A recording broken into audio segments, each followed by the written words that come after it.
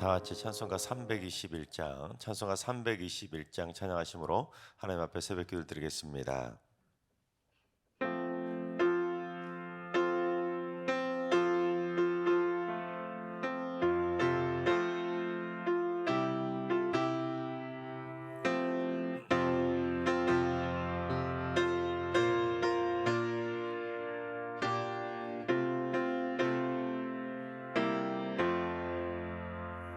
날 대속하신 예수께 내 생명 모두 드리니 늘 진실하게 하소서. 내 구주 예수여, 나 구주의 애 살리라. 내 기쁨 한량 없으리. 내 갈 길에 도와소서. 내 구주 예수여, 날 구원하신 예수를 일평생 의지하오니 날 영접하여 주소서. 내 구주 예수여, 나 구주의 애 살리라. 내 기쁨 한량 없으리. 내 갈 길에 도와소서.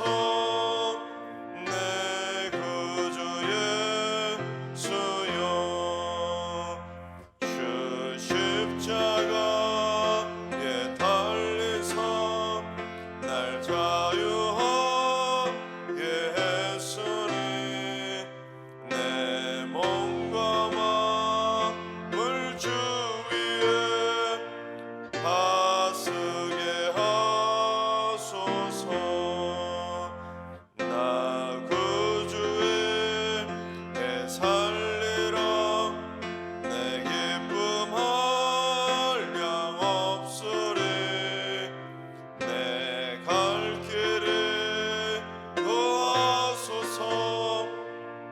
내 구주 예수여,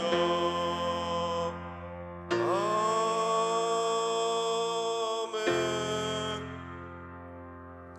이 시간 다 같이 한마음한 뜻으로 하나님 앞에 기도하며 나아가겠습니다. 주님, 이 땅에 하나님의 창조 질서가 파괴되는 행위들이 다 사라지게 하여 주시옵소서.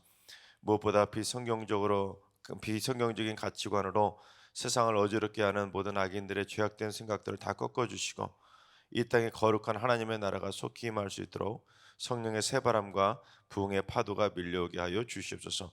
하나님의 창조 질서가 굳건히 세워질 수 있도록 기도해 주시 바랍니다. 두 번째는 주님, 우리 승리교회 성도들의 기도의 깊이가 깊어지고 기도의 폭이 넓어지고 기도의 힘이 강력해지게 하여 주옵소서.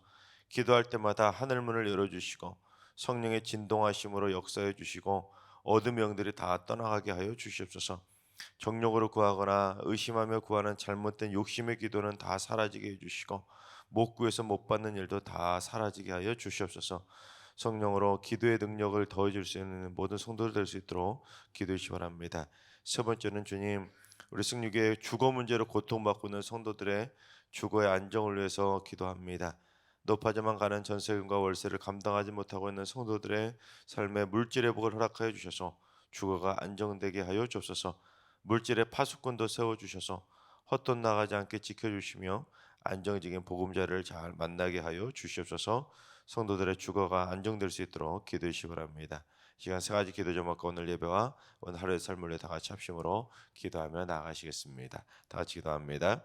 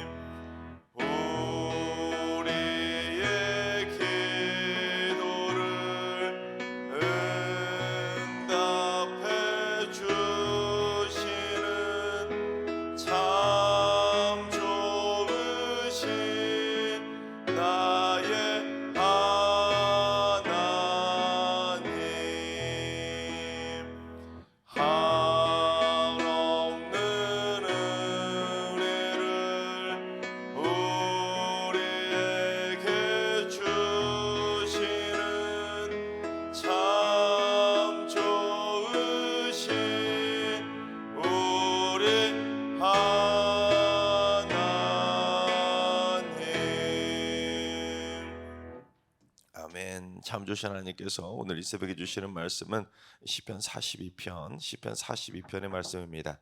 다 같이 드라마 바이블로 봉독하겠습니다. 제2권 제42편 고라 자손의 마스길 인도자를 따라 부르는 노래.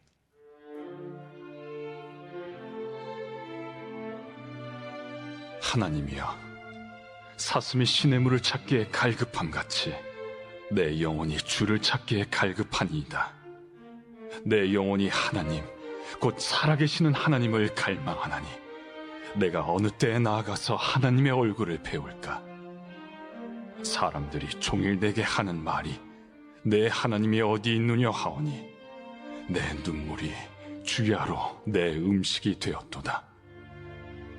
내가 전에 성의를 지키는 무리와 동행하여 기쁨과 감사의 소리를 내며 그들을 하나님의 집으로 인도하였더니 이제 이 일을 기억하고 내 마음이 상하는도다. 내 영혼아, 내가 어찌하여 낙심하며 어찌하여 내 속에서 불안해하는가? 너는 하나님께 소망을 두라. 그가 나타나 도우심으로 말미암아 내가 여전히 찬송하리로다. 내 하나님이여, 내 영혼이 내 속에서 낙심이 되므로 내가 요단 땅과 헤르몬과 미살산에서 주를 기억하나이다.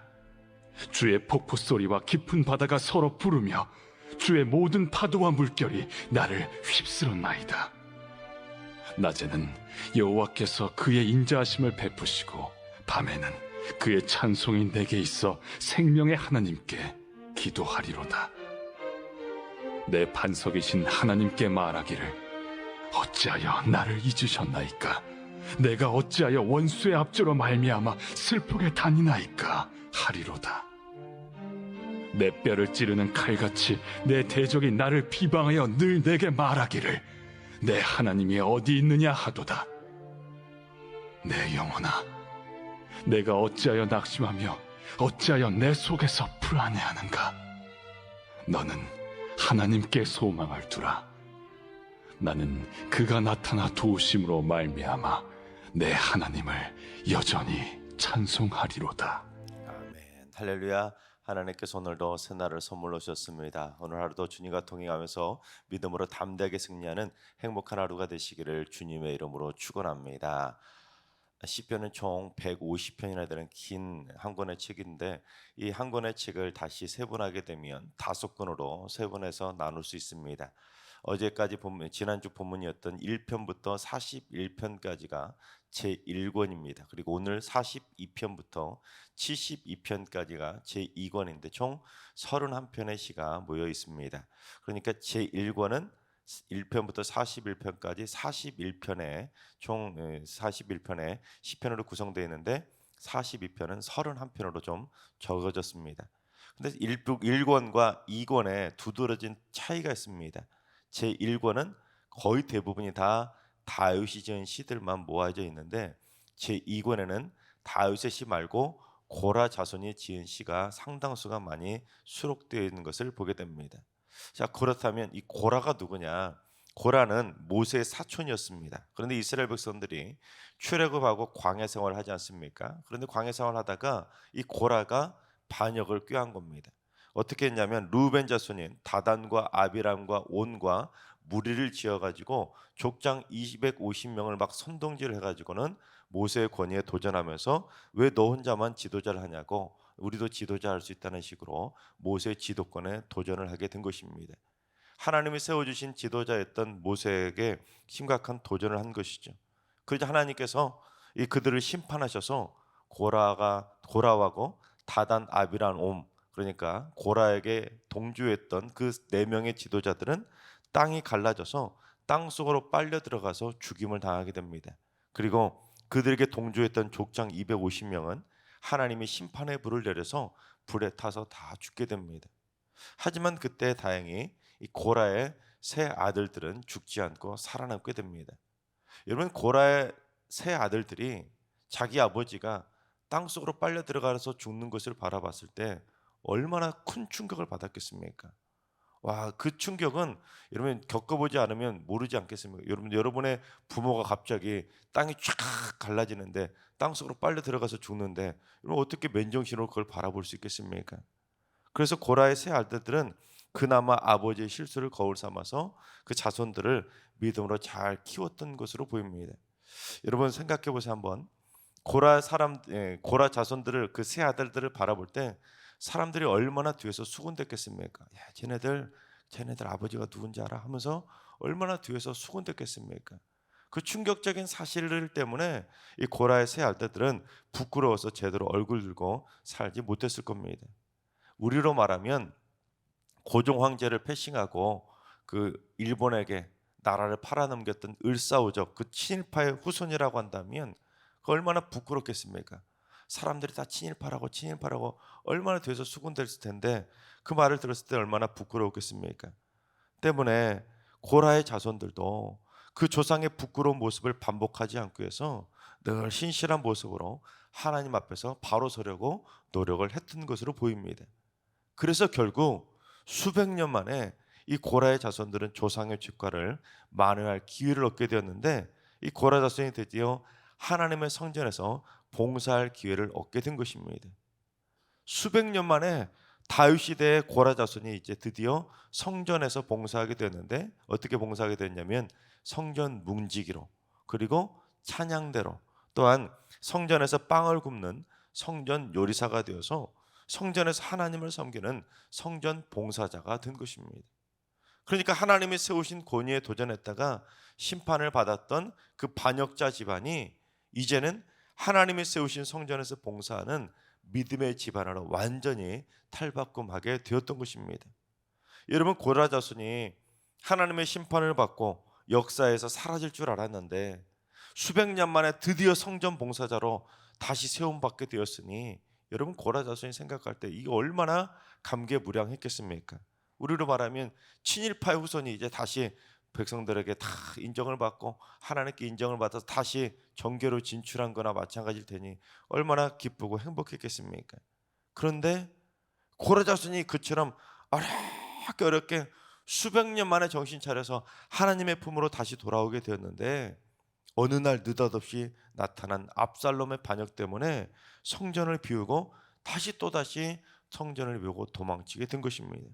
그러니 얼마나 마음이 또 비통하겠습니까? 우리가 어떻게 되찾은 기회인데 수백 년 만에 다시 하나님께 인정받고 쓰임을 받게 되었는데 하나님의 성전에서 행복하게 봉사하고 있었는데 느닷없이 압살롬이 반역을 일으켜서 그동안 이 노력했던 것이 한순간에 물거품이 된 것입니다.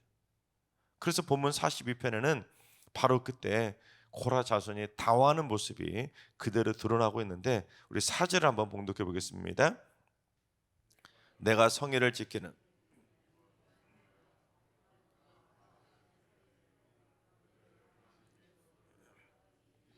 이제 이 일을 기억하고 내 마음이 상하는도다. 이 42편을 기록한 이 고라 자손의 시인이 전에는 성의를 지키면서 무리와 함께 기쁨과 감사의 소리를 내면서 그들을 하나님의 집으로 인도할 정도로 너무 기쁘게 행복하게 성전에서 봉사를 했었는데 이제 압살롬 반역 때문에 그러지 못하게 되었기 때문에 마음이 상하게 된 것입니다.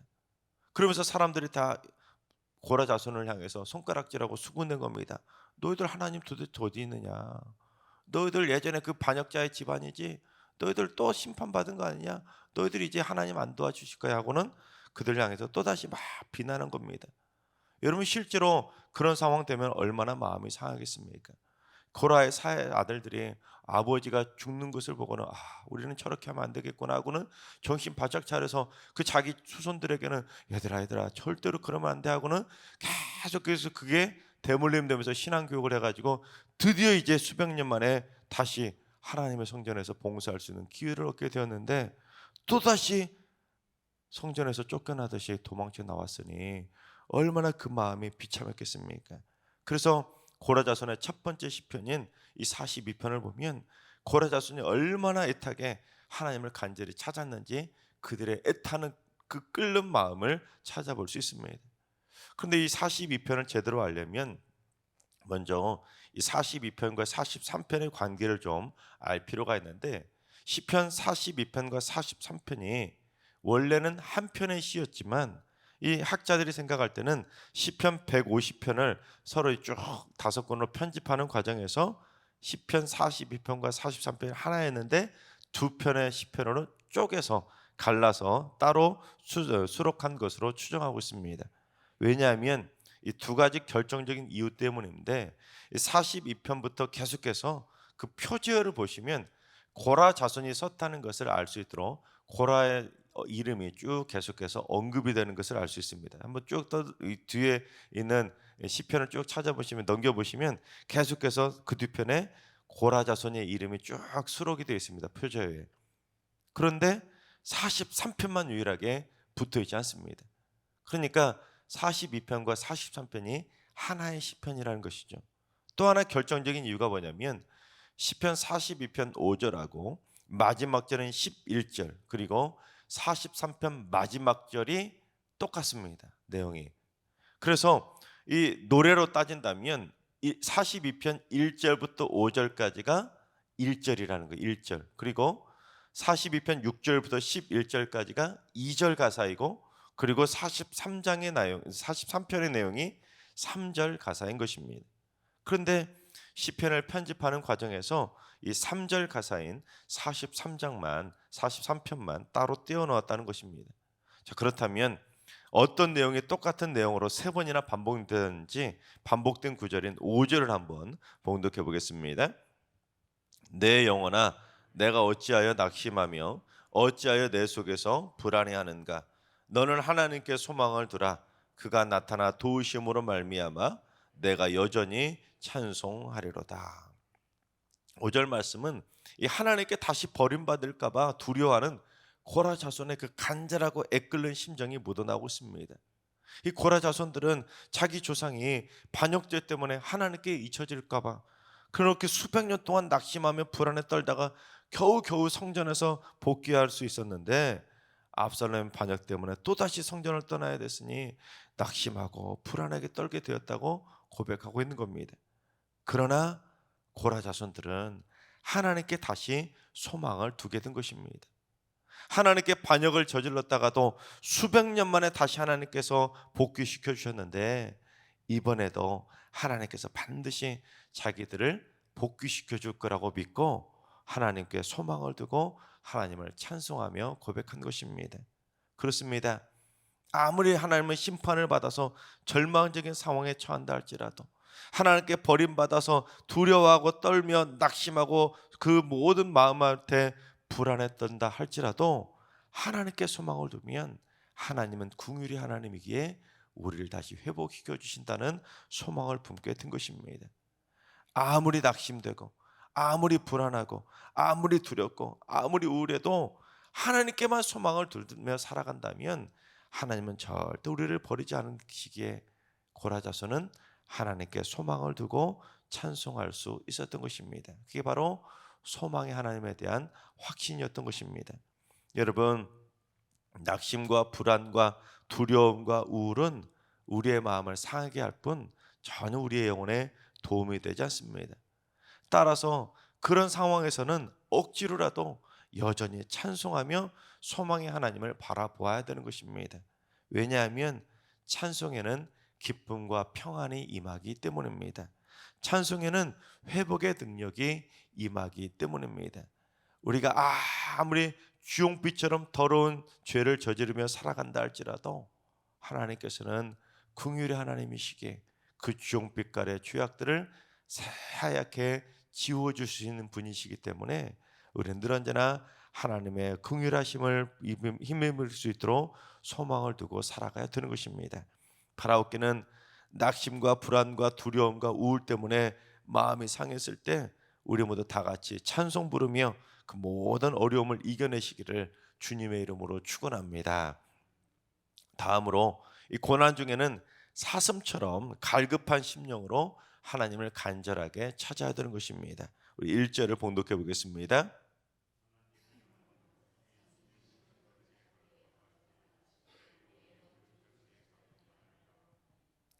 사슴이 물을 갈급하게 찾는 것처럼 그 정도로 갈급하게 하나님을 이 고라 자손이 찾았던 것입니다. 얼마나 간절하게 찾았으면 그렇게 비유하겠습니까? 여러분, 팔레스틴 지역은, 이스라엘 지역은 연평균 강수량이 600mm 정도밖에 안 됩니다. 특히 그 600mm 비도 우기나 마찬가지인 겨울에만 몰아서 싹 쏟아져 버리기 때문에 한여름 건기에는 물을 찾지 못하면 죽게 됩니다. 그래서 사슴이 건기에는 필사적으로 물냄새를 맡고 찾아 헤매게 되는데, 그래서 유목민들은 양떼만 키우는 것이 아니라 반드시 사슴들을 몇 마리를 같이 키운다고 합니다. 그래서 만약에 물을 찾지 못하게 되면 사슴을 딱 묶고 있다가 딱 풀어준다고 합니다. 그러면 몇 킬로미터 밖에 있는 물냄새까지 맡고 사슴이 필사적으로 달려간다고 합니다. 그러면 저곳에 물이 있구나 하고는 양떼를 다 데리고 그곳으로 가면 어김없이 그곳에 물이 있다고 합니다. 그 정도로 몇 킬로미터 밖에 물냄새를 맡고 필사적으로 달려가는 그 사슴의 그 갈급한 심령처럼 하나님을 찾을 때는 그 정도로 갈급하게 찾으라는 것이죠. 그래서 고라 자손은 이 고난의 시간에 여전히 하나님을 찬양하면서 고난을 이겨낼 수 있었는데, 하나님을 향해서 어떻게 했는지 우리 8절을 봉독해 보겠습니다. 낮에는 여호와께서 그의 인자하심을 베푸시고 밤에는 그의 찬송이 내게 있어 생명의 하나님께 기도하리로다.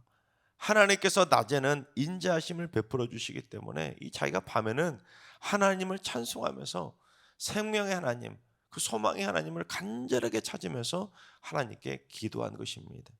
그렇습니다. 고라 자손은 고난과 역경을 이겨낼 수 있었던 가장 그들의 강력한 비결은 뭐냐면 찬송과 기도였던 것입니다. 그래서 고라 자손이 수백 년 만에 하나님의 성전에서 다시 봉사하면서 찾을 수 있었던 봉사 직분이 뭐였습니까? 찬양대였습니다. 찬양대. 수백 년 동안 하나님을 갈급하면서 그 하나님을 간절하게 찬송하는 그 집안이 되었기에 결국 하나님의 성전에서 찬양대로 봉사할 수 있게 되었던 것입니다. 찬송의 힘을 알았던 것이죠. 하나님께서 사랑하신 여러분, 마음이 상할 때가 있습니까? 낙심과 불안이 밀려오고 두려움과 우울증 때문에 힘드십니까? 절대로 포기하거나 절망하지 마시고 오직 하나님께만 소망을 두고 기도와 찬송으로 이겨낼 수 있길 바랍니다. 하나님 우리를 절대로 잊지 않으시고 반드시 회복시켜 주실 줄로 믿으시기 바랍니다. 우리가 아무리 죄악 가운데 있을지라도 그럼에도 불구하고 우리를 사랑해 주시고 용서해 주신 하나님을 붙잡고 날마다 사슴처럼 갈급하게 긍휼히 하나님을 찾으시기 바랍니다. 그래서 우리 모두 다 기도와 찬송으로 인생의 컸던 고난과 역경을 다 이겨내게 되시기를 주님의 이름으로 축원합니다. 기도하겠습니다. 저희를 잊지 않으시고 회복시켜 주시는 하나님, 고라 자손이 심판받은 멸망의 집안이 아니라 반역자 집안이 아니라 다시금 회복시켜 주셔서 성전에서 쓰임받는 믿음의 집안으로 회복시켜 주셨던 것처럼 긍휼의 하나님, 소망의 하나님을 품고 날마다 하나님을 찾는 저희들의 삶이 되게 하여 주옵소서. 저희들의 삶에도 실수와 실패, 고난과 역경 중에 빠질 때 여전히 저희와 함께 하시며 그럼에도 불구하고 저희를 사랑해 주시는 신실하신 하나님을 바라볼 수 있도록 인도해 주셔서 절대로 어떤 상황에서도 낙심하거나 절망하지 않게 해주시고 소망 중에 계신 하나님을 바라보면서 갈급한 심령으로 기도와 찬송으로 이겨내게 하여 주시옵소서. 이제는 우리 주 예수 그리스도의 은혜와 하나님 아버지의 만극하신 사랑하심과 성령님의 충만하신 역사하심과 교통하심이 고난과 역경 가운데 소망 중에 기도와 찬송으로 이겨내기를 사모하는 머릿속의 모든 성도들과 가정과 일터와 승리교와 이 나라의 민족 위에 이제로부터 영원까지 항상 함께 하시기를 간절히 축원하옵나이다. 아멘. 이제 주신 말씀 붙들고 다 같이 기도하실 때, 오늘은 주님 우리 승리교회 성도들이 일평생 낙심과 불안, 두려움과 우울증과 영적 전쟁에서 이기게 하여 주시옵소서.